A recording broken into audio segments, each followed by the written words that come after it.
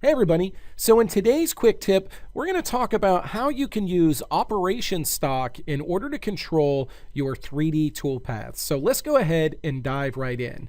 Now, unlike your starting stock, operation stock allows you to select geometry that represents your in-process part. Okay, now you can either get that stock geometry either from simulation or you can model your own.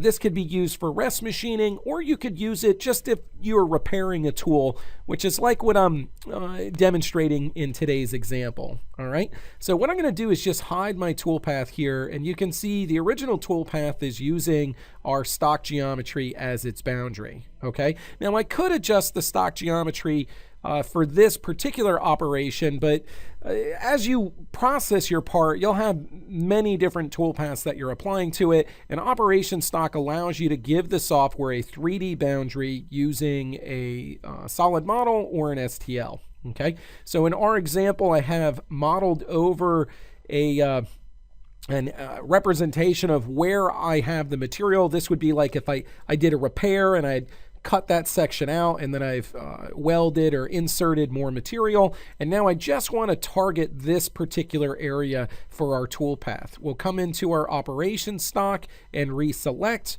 We'll select the model that represents the in-process stock. We'll choose OK, and then we'll recompute our toolpath.